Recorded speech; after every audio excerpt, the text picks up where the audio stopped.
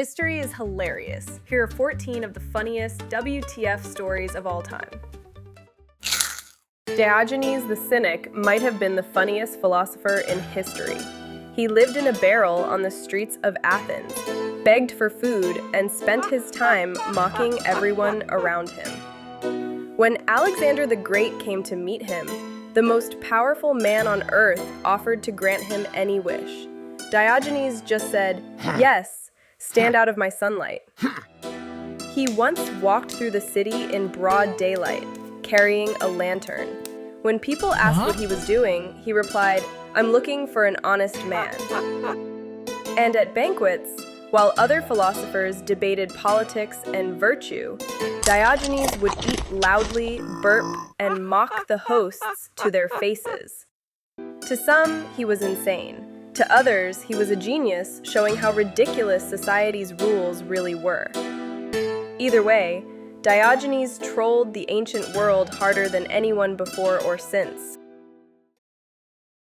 In 1949, B.B. King was playing a show in a tiny club in Arkansas.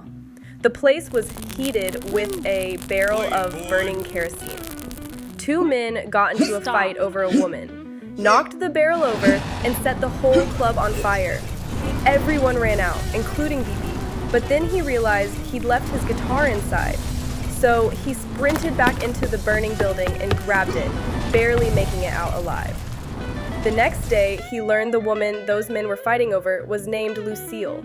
From that moment on, B.B. King named every guitar he ever played Lucille, as a reminder never to run into a burning building and never to fight over women.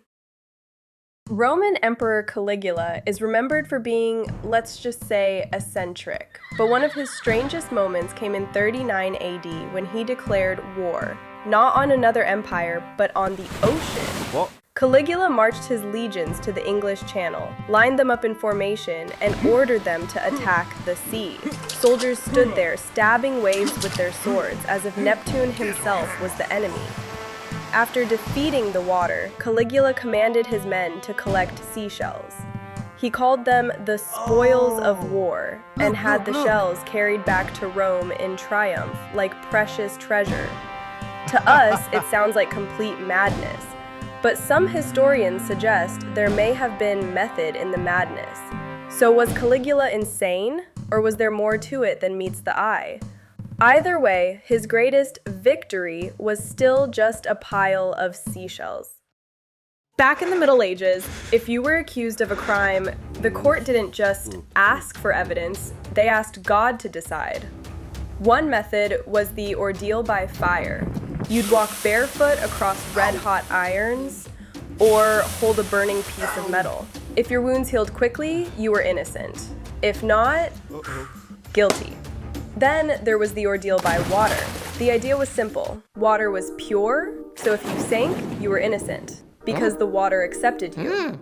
But if you floated, that meant the devil was keeping you up. Guilty. And my favorite?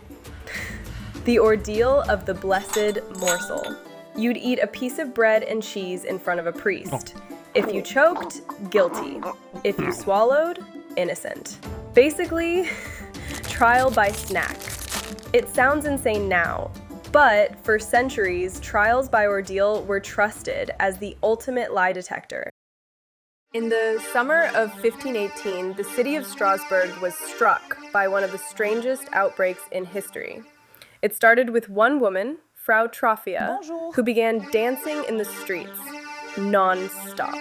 Within a week, dozens joined her. They couldn't stop. They danced for days, collapsing from exhaustion, some even dancing themselves to death.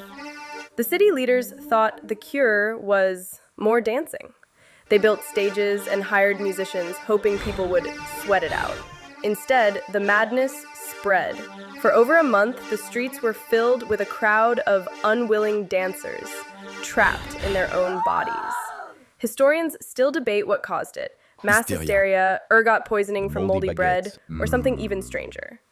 The dancing plague remains one of history's weirdest mysteries. Proof that sometimes reality dances stranger than fiction. Did you know coffee might owe its discovery to a bunch of hyperactive goats? The legend goes back to 9th century Ethiopia, where a goat herder named Kaldi noticed something strange. His goats weren't just eating berries from a certain bush. They were jumping, prancing, even dancing, like they'd had too much energy to burn. Kaldi tried the berries himself and soon felt wide awake, the world's very first caffeine rush. He brought the discovery to a local monastery. At first, the monks rejected the berries as strange, but after tossing them into a fire, the beans gave off an incredible aroma. The monks then ground them up, mixed them with hot water, and coffee as we know it was born. From a curious goat herder and his jittery animals, to fueling late-night prayers, revolutions, and your morning routine. All thanks to a few dancing goats. In 1618, Prague became the site of one of the most ridiculous political fights in history. 2 Catholic officials were accused of abusing their power, and a group of angry Protestants decided to settle it the old-fashioned way, by tossing them out of a 3rd-story window. Now, falling 70 feet usually means you're done for.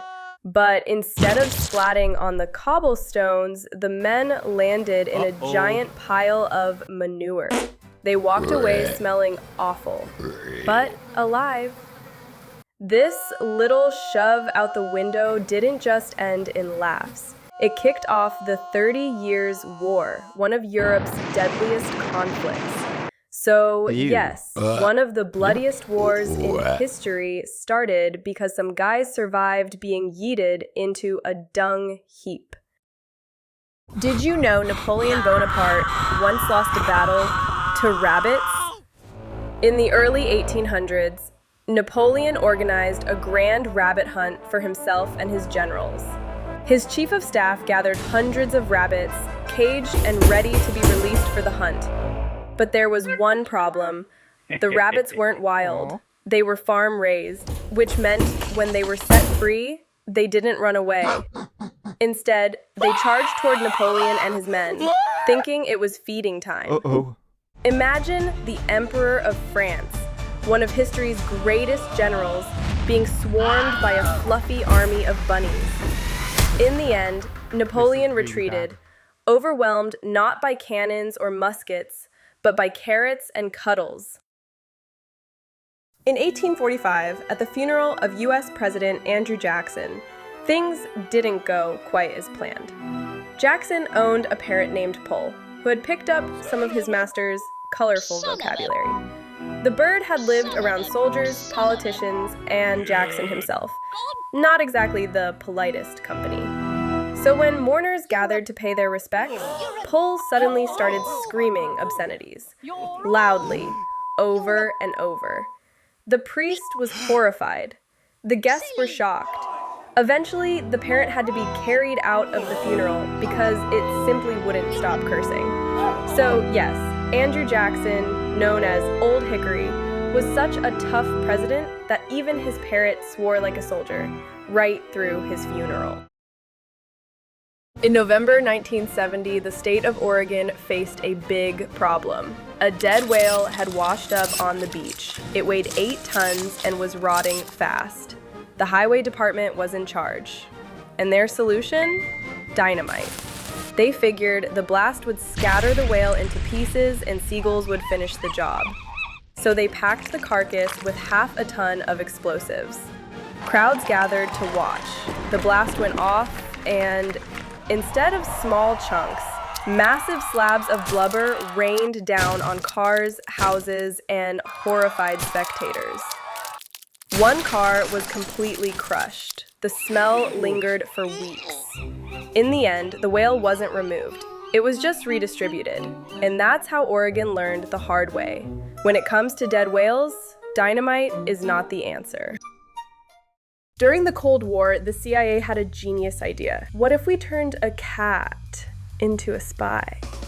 Yeah, they literally tried to make an acoustic kitty. They spent millions of dollars surgically implanting a microphone in its ear, a transmitter in its chest, and an antenna in its tail.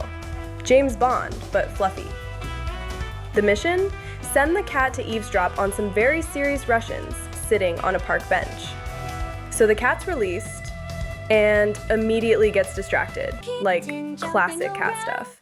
It wanders into traffic and, let's just say the mission was over fast. After spending the equivalent of $20 million, the CIA finally admitted you can't train cats. Every cat owner could have told him that for free. So yeah, the Cold War had nukes, spies, and cats with radio antennas in their butts. History is wild. Pepi II was an Egyptian pharaoh who lived over 4,000 years ago, and he had a very unusual way of dealing with flies. You see, Egypt was hot, sweaty, and swarming with bugs. But Pepi decided he was too important to be bothered.